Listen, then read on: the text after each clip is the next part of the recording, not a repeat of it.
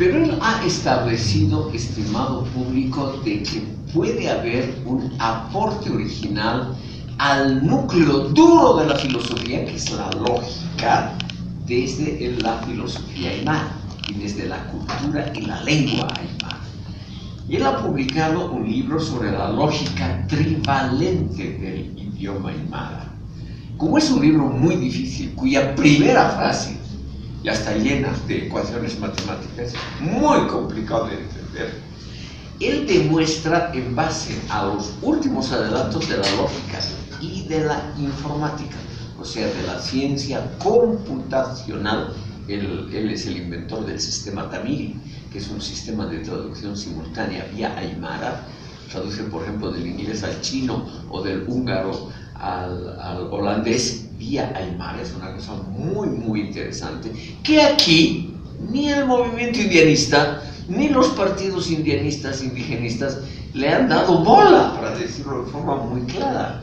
Es decir, aquí tenemos en Bolivia, esta es una de mis tesis preferidas, hemos tenido notables aportes en el campo de la filosofía, de la ciencia, y estos aportes desde el siglo XVI, por ejemplo, la Academia Antártida de Literatura.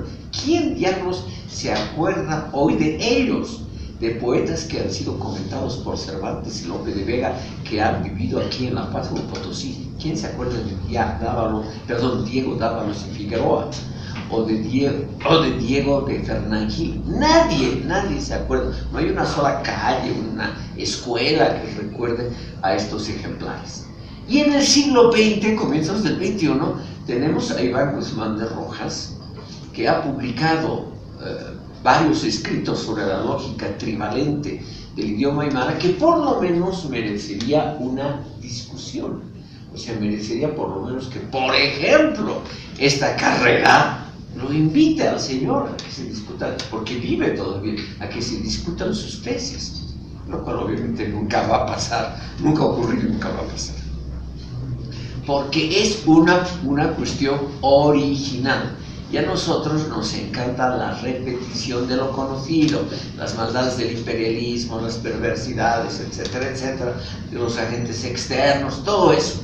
Pero alguien presenta una idea original, la lógica trivalente del idioma aymara, que sería en su concepción gramatical y lógica diferente a todas las lenguas del mundo, y eso sería demostrable matemáticamente. Eso naturalmente no interesa a nadie, porque hay que hacer un esfuerzo para comprender y porque no reditúa bienes materiales ni políticos. O sea, aquí ningún partido indigenista, indianista se ha molestado siquiera, nunca lo han invitado siquiera a Iván Guzmán de Rojas a que explique su teoría, ¿no? Movimientos indianistas, indigenistas, cataristas, todos ellos, porque significa un esfuerzo de pensar y no tiene una aplicación política inmediata, no hace ganar votos, no ayuda a nada de esas cosas. Entonces, obviamente se lo desprecia, se lo pone a un lado, como ha pasado con estos poetas de la Academia Antártida que les he mencionado, o lo mismo ha pasado con Gaspar de Escalona y Agüero, con Gaspar de Villarroel en el siglo XVII, con Victoriano de Villalba en el siglo XVIII, lo mismo, cualquier tipo que dice algo un poquito fuera de lo que se espera, ¿no? De los valores que uno cree que son los importantes, esa gente naturalmente es totalmente olvidada. En cambio, alguien como Franz Tamayo, que representa los prejuicios colectivos de la nación, obviamente aparecen los billetes de los 100, es el gran, pero claro, es el héroe cultural de la nación. Derechistas, izquierdistas, todos lo adoran, nadie lo entiende mucho, pero todos lo adoran porque representan los prejuicios colectivos. En cambio, este señor Guzmán de Rojas estudia con elementos matemáticos, con la lógica moderna, la posibilidad de que el idioma aymara sea diferente en su esencia, en su construcción gramatical a todos los otros idiomas del mundo, y por lo tanto un aporte a la lógica universal. Doctor, tengo entendido que sí se le invitó al ingeniero, ¿Sí? pero él no aceptó porque ya está muy mayor y ya creo que la cabeza no le funciona muy bien. Punto número uno. Punto número dos, que creo que él había pedido que para poder dar, porque incluso se abrió una materia que era lógica trivalente, Sí. tenías que tener los cursos muy avanzados de lo que era lógica simbólica para poder ingresar a eso. Y lógica simbólica es bastante duro, ya como tal, como materia para nosotros los estudiantes, y al tratar de ingresar a lo otro me parece que ya es más complicado, ¿no? Quiero defenderlo, no solamente porque es mi pariente, sino por otras razones. Guzmán de Rojas no está mal del cerebro, lo que pasa es que tiene más de 80 años, es bastante mayor que yo, y tiene enormes dificultades para caminar. Él tiene terror a subir estas escaleras, pero él podría dar conferencias, cursos, además de comprensión relativamente simple de sus teorías, porque él tiene un libro de divulgación simple de su teoría. Pero lo que ha notado él es que aquí, en este ilustre círculo que está delante mío, ha tenido solamente un alumno que se ha interesado. No sé si ustedes conocen a Jerry Escobar, el único que se ha interesado por la lógica trivalente, y eso muy tibiamente. Entonces lo que ha pasado es una falta de interés. Ahora, con respecto a la lógica simbólica y cosas similares, evidentemente su primer libro para una persona de formación normal filosófica es simplemente incomprensible, porque exige altas matemáticas, él es matemático de profesión, y exige naturalmente conocimientos que un estudiante normal de filosofía no tiene. Pero él estaría dispuesto a dar conferencias comprensibles a todo el público, porque el núcleo de la teoría es muy interesante. El núcleo es: ¿tiene o no el idioma aymara una lógica diferente a todos los otros idiomas del mundo? Que él ha tratado de probarlo matemáticamente. Y si eso es verdad, sería una interesante contribución. Nada más, él quiere mostrar simplemente algo similar a lo que yo trato de mostrarles. La filosofía aymara, mezclada con religión y con literatura, no contiene la forma exterior clásica de un ejercicio literario como nosotros lo esperamos a partir del siglo XVI. Pero eso no le quita que no sea filosofía, porque la filosofía durante siglos y muchas culturas se ha expresado también mediante la literatura y la religión, y mediante las tradiciones, los mitos, etc.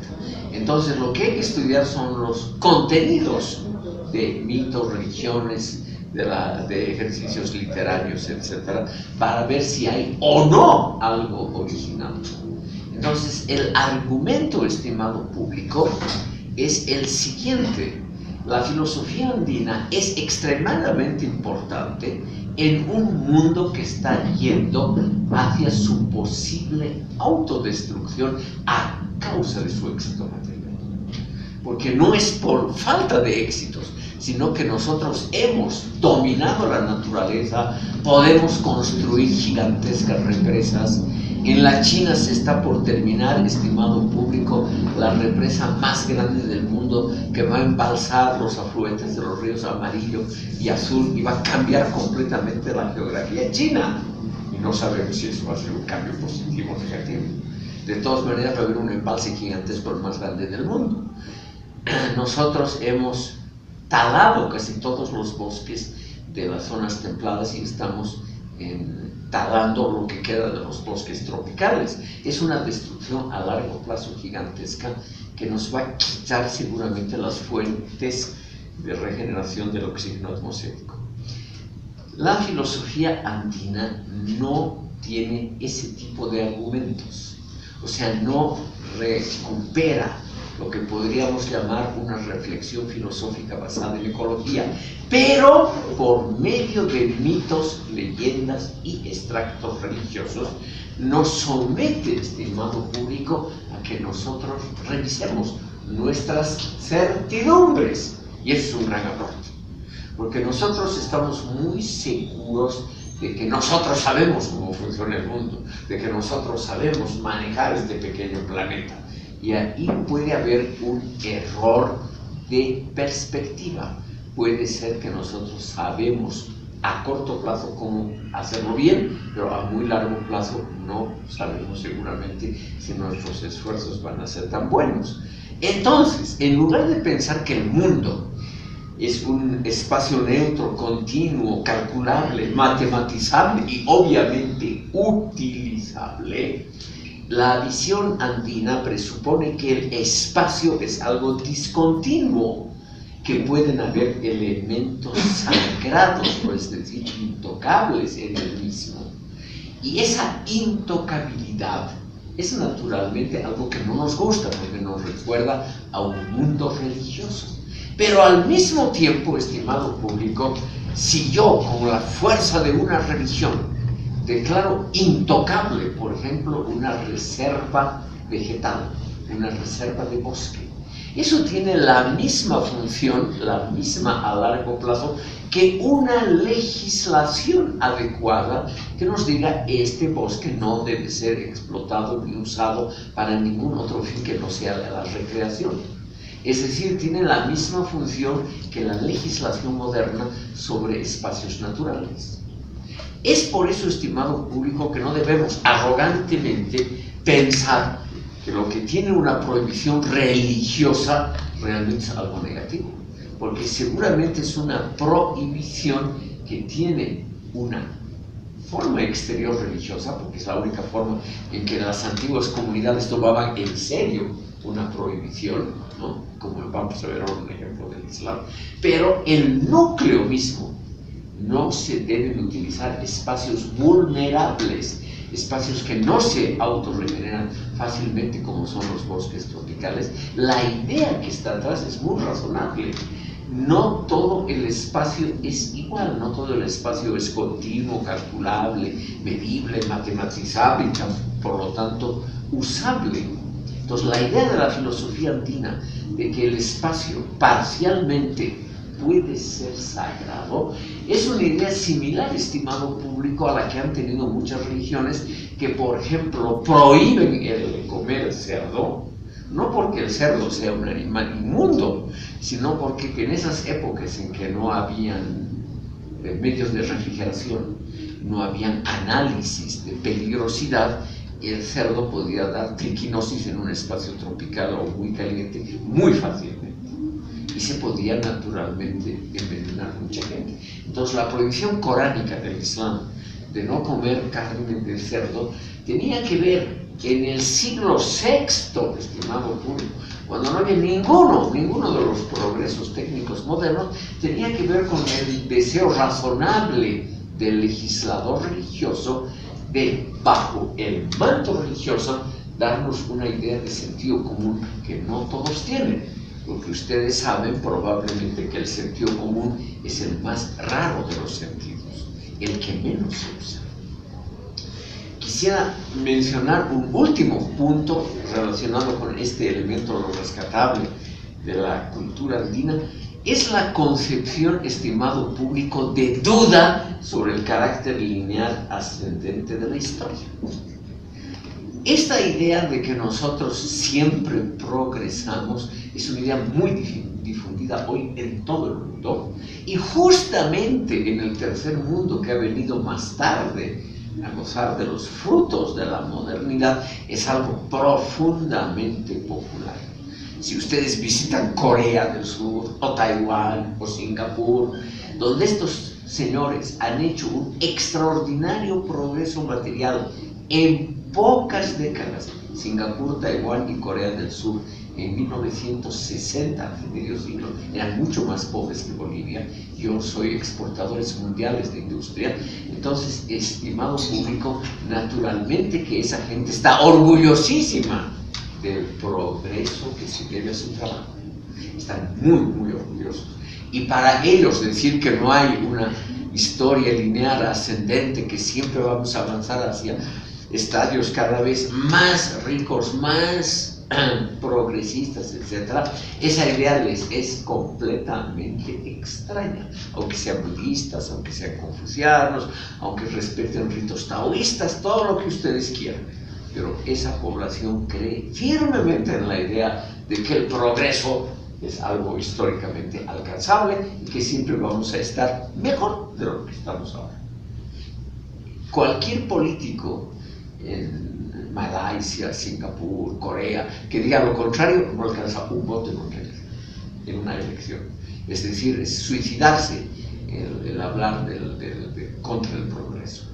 Pero, estimado público, eso nos muestra que también en el tercer mundo hay una carencia de un sentido común crítico, una carencia de un pensamiento que nos dice socráticamente hay que poner en duda también el progreso. Entonces, la filosofía andina nos ayuda, estimado público, a poner en duda las bondades de la concepción hegeliana, marxista, kantiana, o sea, positivista, del progreso permanente. Nos ayuda a poner en duda esa idea. Nos muestra también la filosofía andina simplemente mostrándonos que la naturaleza tiene ciclos a muy largo plazo que son repetitivos. En millones de años se vuelve a repetir el ciclo de que los casquetes polares se ensanchan y retroceden, que hay cambios climáticos en una concepción cíclica, pero a muy largo plazo. Esa idea no es del todo descabellada, por lo menos nos ayudaría a pensar que lo que nosotros hacemos no es tan razonable y que la idea del progreso no es tan fantástica. Finalmente, estimado público, ligado a la anterior, está otra idea de la filosofía andina que me parece muy rescatable. Es la crítica del individualismo posesivo y agresivo de Occidente unido al consumismo desenfrenado al cual estamos sometidos desde hace décadas.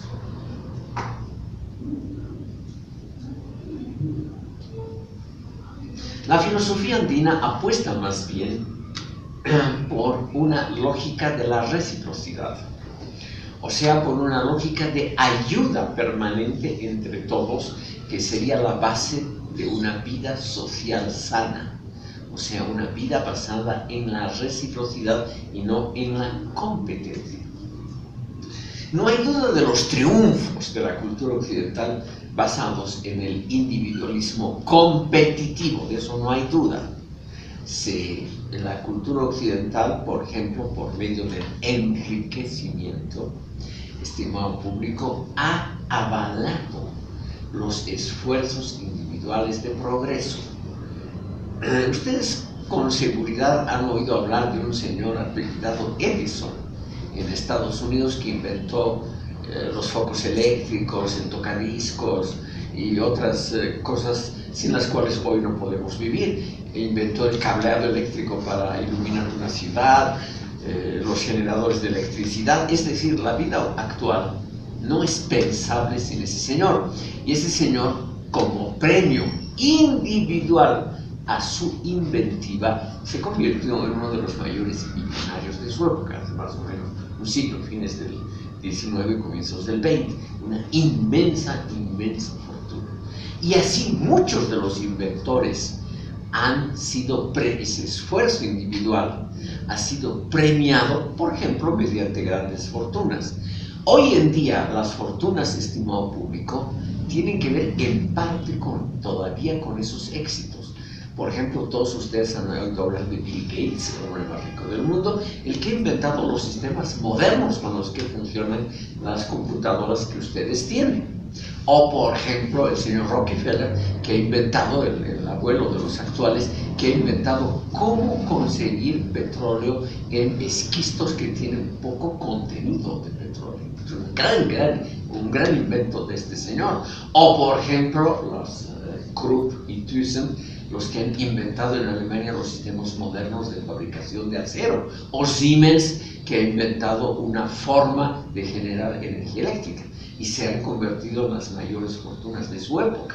Entonces no hay duda que este mundo occidental fomenta esos éxitos debidos a la inventiva de individuos que se contraponen a la opinión del momento.